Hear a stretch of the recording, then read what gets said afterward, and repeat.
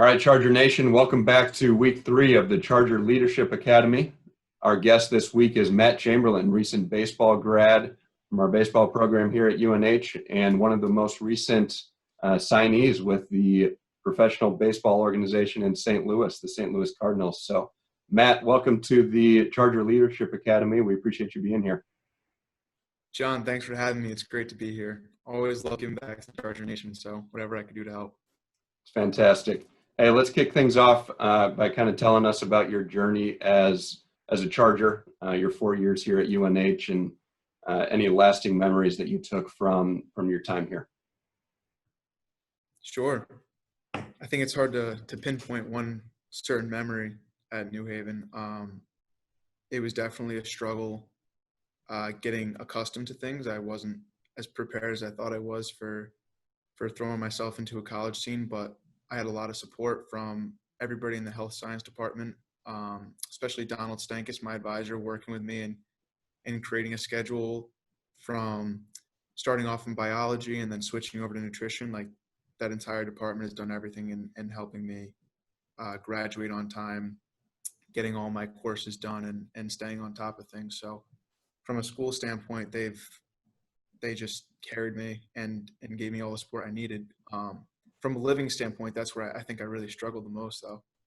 I didn't live with baseball freshmen as a freshman because I was a late applicant. So I was kind of on my own and I had to find my own path. But my teammates and my coaches were welcoming enough where we were able to always be together and always have those memories and off the field events to create our bonds. So it went further than just roommates and teammates. We were actually all friends and a family. But that carried over onto the field because you look to your left and right and you want to play for a kid that you look at that's your brother, not just a teammate, not someone you don't like, but somebody that you have differences with, but you accept those differences and you work together the best you can. So my 4 years were everything I could have imagined, could not have been better. And I'm so glad I made the decision to go to New Haven 4 years ago now. It doesn't feel like that long, but it goes by in a flash, doesn't it? Oh my gosh. I mean, people tell you every day, just you don't want to grow up and it's going to go in the blink of an eye, and it really did. So yeah. Wish I took their advice more, but I mean, here we are. Kind of worked out in the end. So Matt, the last time that I actually saw you in person was at Coach Rispoli's house, right after the spring seasons were canceled and you guys had found out the news, and were really, everyone was going home, and trying to figure out what life was going to be like, with the pandemic and quarantine and everything else. Tell me a little bit about what that decision was like when you found out the news that your spring season would be canceled, and how you bounced back from that, and then obviously the news that you got drafted or you got signed by the Cardinals, and what the summer's been like since then. Yeah, so I'm glad you brought that up. Coach Rispoli and Coach Solano go above and beyond just everything they do, especially bringing us outside of the game. Like, we do charity events and we're working with other teams and in doing so many different things, cookouts at Rispoli's house. Like, those things are just irreplaceable. And I think the things on the field are, they're all good and it's what we all wanted. But the things off the field are the things that I remember the most. I don't remember our midweek games against Southern freshman year, but what I do remember is when we made regionals freshman year, we were having cookouts right in front of the annex. Coach Rispoli was cooking, and I remember going to the regional volleyball game as a team, and we were going absolutely bananas for our team that ended up winning regionals that year. So like, those memories were actually, believe it or not, some of the more memorable things to me, other than like I remember winning the NE10 championship, but I also remember playing with our trainer Chris Friend's kids at Rispoli's house, like being together. Like, we were actually like, before we knew what COVID actually was, we were just hoping that the season would carry on. and trying to enjoy time together. So, I mean, Coach Spoli and Coach Solana do everything they can to make it as personable and enjoyable as possible. So I got to tip my cap to them. They do everything, and from a personal standpoint, Coach Spoli was he could have been my therapist freshman year, and I've told several people this, but I would go into his office almost every single day, telling him I didn't know whether I wanted to be a doctor or a baseball player or a paramedic or this and that. And he'd always just talk me off the ledge. And I couldn't be more grateful for him being there for me. And just those little conversations that he had with me every day were just like, that speaks about the people that they are. So. And anytime that I can speak from experience, anytime that you have Coach Rispoli's food, it's always a memorable experience. I can guarantee you that. Yeah, no, he's an awesome cook, and we're begging him to cook us food. He will occasionally, but it takes a toll on him cooking for 30 guys. So gotta understand that he doesn't want to do it every week, but it's awesome. He does. Still got to eat at the dining hall every once in a while. It'll do in the time being. So Matt, the this off season, obviously with the pandemic and everything, minor league baseball has kind of been put on hold, right? So, from what I understand, you've gotten into coaching and have taken quite a liking to it, huh? Yeah, I have actually. I think I found my second calling after my playing days are over. Uh, I can see why coaches coach now, and some may be underpaid, but like there's a reason that they stick around, and it's just so rewarding.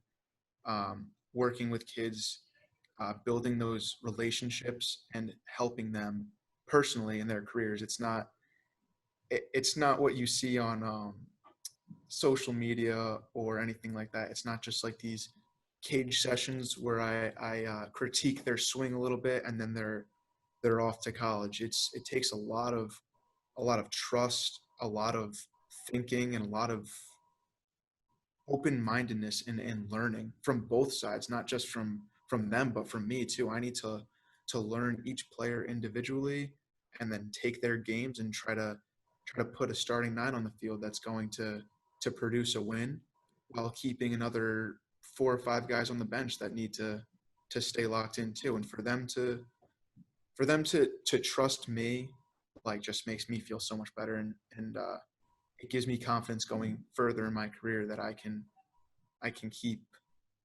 looking up to coaches and trusting them in what they're doing. So it's been unbelievable. I can't wait, but I also can't wait because I want to keep playing for a little bit longer, as long as I can, and then hopefully I can start to impact kids' lives once I can't hit the ball as well as I can now. So. It's a lot like the testament that you have for Coach Rispoli, how much he helped you, during your freshman year and as you were trying to find your way as an underclassman. That's really what coaching, especially at the college level, is all about, right? And college, and I should say high school and even below that, it's about those relationships. It's about getting to know your athletes and trying to get the most out of them. So I think you'll be an excellent coach someday. What do you think that you took the most from your playing days? And obviously you're still playing. So what have you taken from being an athlete to coaching? What are the biggest intangibles that you can take away? Thank you for telling me I'm going to be a good coach. That means a lot to me coming from you. But you could say it was inspired by many of my coaches, but especially Coach Rispoli. Special shout out to him. Um, yeah, I think something I learned in my career uh, more recently, but definitely stuck with me for a while, is that you're always learning, always improving. However you want to look at it, you are never good enough, but you need to like accept yourself. So I like to look at it from a learning standpoint. Uh, I'm a student of the game, and so is everybody else, and that includes the freshmen, the seniors, the kids who graduated, and the coaches, and you and Dr. Z. Everybody is still learning. Nobody has it figured out. But if you can have a positive attitude through that, then you're in a good place.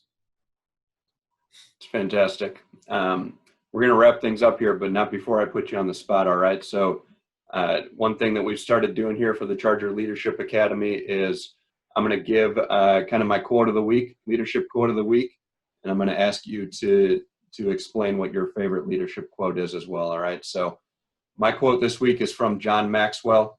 It goes like this: "The pessimist complains about the wind, the optimist expects it to change, and the leader adjusts the sails."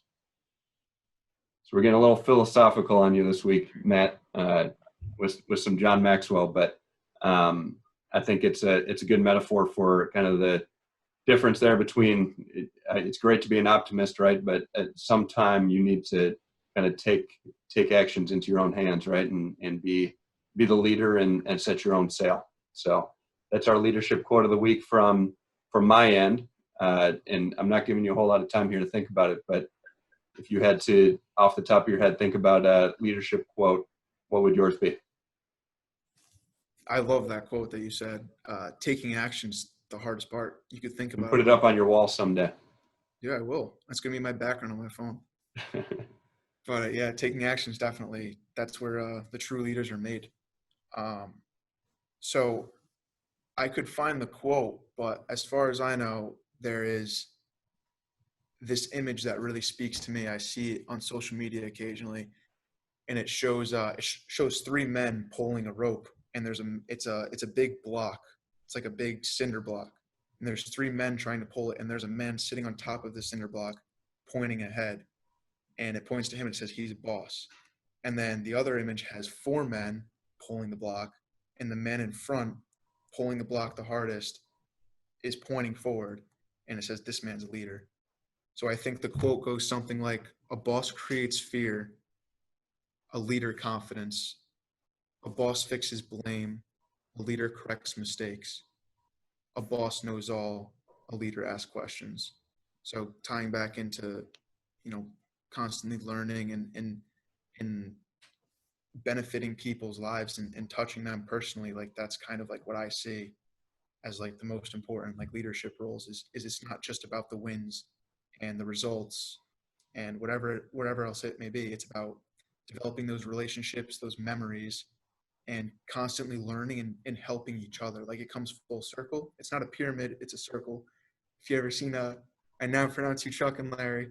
I love that movie, but talks like life is a circle. It's not a pyramid. There's nobody on top. Everybody's in the circle, and the real leaders are the ones who are helping those around them, not taking all the credit. Especially as you embark on your coaching career, hopefully not for a while until your playing career is done, but as a coach, you have to, I'm thinking about that image you just explained, you got to be willing to show your athletes that you're willing to go the extra mile and do it with them, right? So you don't ask them to be at the practice field early if you're not going to show up 10 minutes before they are there, right? Or asking them to run sprints. I'm not expecting all coaches to get out there and run sprints, but you can't ask an athlete to do something that you're not willing to do yourself, right? So that's a fantastic image to leave here with as we wrap up this episode of the Charger Leadership Academy. Matt, thank you so much for being here with us today. John, thank you for having me. I appreciate it. All right, have a good one, and thank you all for joining us on episode 3 of the Charger Leadership Academy.